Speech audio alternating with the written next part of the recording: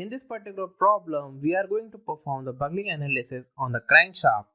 This particular crankshaft is made up of structural steel and a load of 300 psi is applied onto this particular face, and here there are these two fixed ends. So now we need to find out the critical buckling load for this crankshaft as well as the buckling modes of this crankshaft using Ansys workbench. So in order to perform buckling analysis on that crankshaft, we have opened Ansys workbench and drag and drop this static structure, and also drag and drop eigenvalue buckling analysis and drop it on the solution cell of the static structure.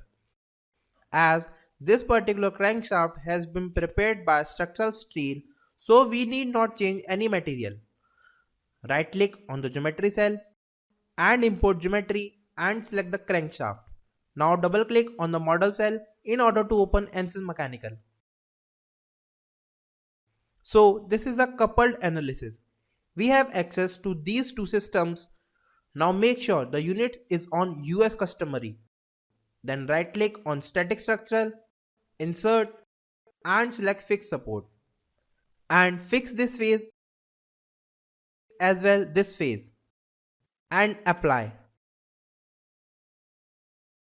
Then right click, insert and select pressure and select these two faces and apply and give the pressure value of 300 psi. Here instead of finding out the two modes, we want to find out 4 buckling modes. For that, go to analysis system in the eigenvalue buckling and increase the mode value to 4. Now select both systems and just click on solve. So what happens? The static structure will be solved and then eigenvalue buckling will be solved. Now click on the solution branch and here we can see we have 4 load multipliers instead of 2. In general, we can calculate any number of buckling factors, but what happens if the particular body subjected to the first buckling mode, it is going to fail. And if we want to study the further behavior, it is known as post buckling analysis. So here in the graph area, it represents the buckling load factor values. Here we have both negative load multipliers as well as the positive load multipliers. So as the first two load factor values are negative, it is showing it is on the downside of the axis, and for the positive value, it is showing on the upper side of the axis. So coming to the positive value as well as the negative values indicates that structure will fail if the load direction has been reversed. So if we change the direction, then this structure is going to buckle in mode number 1. See, getting a negative buckling factor is not an error.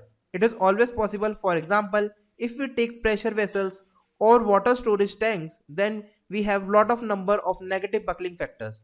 So it is depend on the CAE engineer to define whether this particular buckling factor is going to be useful or not. And also remember, negative buckling factors are not bad. They are always possible. So for now, select the every buckling load multiplier and just right click. Select create mode shape results. And here we get this in the form of deformations inside the solution branch. So right click and evaluate all results. So if we click on the total deformation 1, then this is going to take this particular shape. Now we can just click on any of these particular modes and we can also animate those modes and see in which shape is going to be buckle. Now select deformation 2.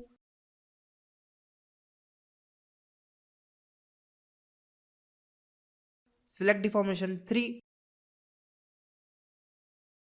and finally this fourth one.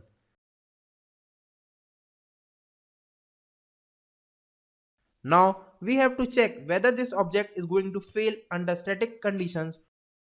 So right click, insert. Go to stresses and select equivalent stress. Then just right click and evaluate all stresses, and the maximum stress are around 355. But the material can withstand a load of up to 3 E7 psi. So we can say that this particular body is not going to fail due to static condition. So this is how you can perform buckling analysis using Ansys workbench.